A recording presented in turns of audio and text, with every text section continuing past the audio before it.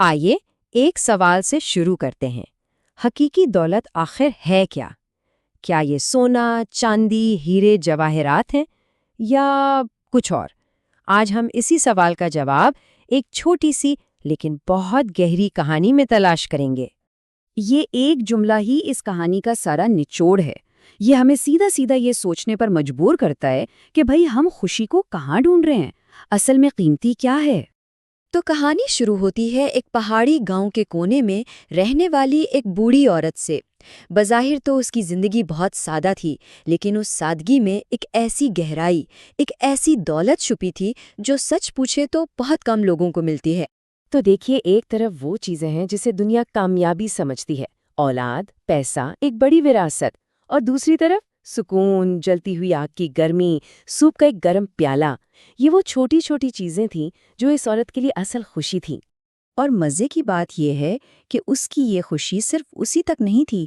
گاؤں میں جب بھی کوئی اداس ہوتا نا تو سیدھا اسی کے پاس آتا تھا۔ کیوں؟ کیونکہ اس کے چہرے پر ہمیشہ مسکراہٹ رہتی تھی، بھلے ہی اس کے پاس دینے کو کچھ نہ ہو۔ وہ مسکراہٹ ہی سب سے بڑا تحفہ تھی۔ پھر کہانی میں ایک موڑ آتا ہے۔ ایک دن ایک اجنبی مسافر وہاں پہنچتا ہے اور اس کے آنے سے اس عورت کی پرسکون زندگی میں ایک ہلچل سی مچ جاتی ہے، کیونکہ وہ مسافر اس کے سامنے ایک ایسا انتخاب رکھتا ہے جس کا تصور بھی نہیں کیا جا سکتا۔ مسافر کی بات کرنے کا انداز بڑا دلچسپ تھا۔ پہلے تو اس نے کہا، تم نے بہت اچھی زندگی گزاری ہے، یعنی اس کی زندگی کو سراہا۔ پھر اس نے ایک انتخاب سامنے رکھا، میں تمہیں 3 دروازے دکھاؤں گا، اور آخر میں ایک وعدہ کیا، ان میں سے ایک کے پیچھے تمہاری سب سے بڑی خواہش چھپی ہے، لیکن باقی 2 کے پیچھے صرف مایوسی ہے۔ سوچیں کیسا انتخاب تھا یہ۔ اور وہ مسافر اسے گاؤں سے دور ایک پرسکون ہری بھری جگہ لے گیا، اور وہاں بیچوں بیچ 3 دروازے کھڑے تھے۔ ایک سونے کا جو سورج کی روشنی میں چمک رہا تھا، ایک لکڑی کا مضبوط اور سادہ سا، اور ایک زنگ آلود لوہے کا۔ ہر دروازہ جیسے ایک الگ ہی دنیا کا راستہ ہو۔ یہاں آ کر کہانی سب سے دلچسپ موڑ لیتی ہے۔ بوڑھی عورت ان تینوں دروازوں کو دیکھتی ہے اور پھر وہ ایک ایسا فیصلہ کرتی ہے جو شاید کوئی بھی نہ کرے، جو بالکل عقل کے خلاف لگتا ہے۔ مسافر بھی حیران رہ گیا۔ وہ پوچھتا ہے، یہ والا کیوں؟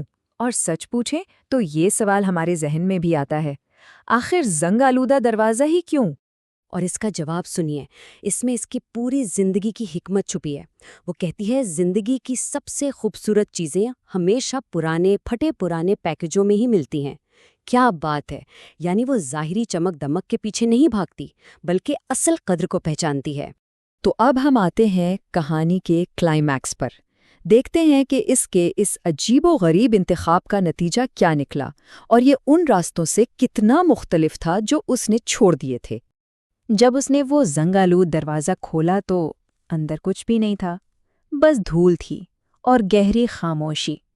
ایسا نتیجہ جو کسی کو بھی توڑ کر رکھ دے، ہے نا؟ لیکن اس بوڑھی عورت کا رد عمل، وہ سب کو حیران کر دیتا ہے۔ وہ روئی نہیں، افسوس نہیں کیا، وہ ہنس پڑی اور کہنے لگی، میں یہاں خالی ہاتھ آئی تھی اور میری مسکراہٹ ابھی بھی میرے پاس ہے، تو میں نے کھویا کیا؟ کچھ بھی نہیں۔ تو ذرا سوچیں، اس کچھ نہیں کے لیے اس نے ٹھکرایا کیا تھا؟ سونے کے دروازے کے پیچھے سونے کے پہاڑ تھے، اور لکڑی کے دروازے کے پیچھے ایک ایسا آئینہ تھا جو اسے واپس جوان اور امیر بنا دیتا۔ یعنی وہ سب کچھ جو دنیا چاہتی ہے اس نے ایک لمحے میں چھوڑ دیا۔ اور یہی بات ہمیں اس کہانی کے سب سے گہرے سبق کی طرف لے کر آتی ہے۔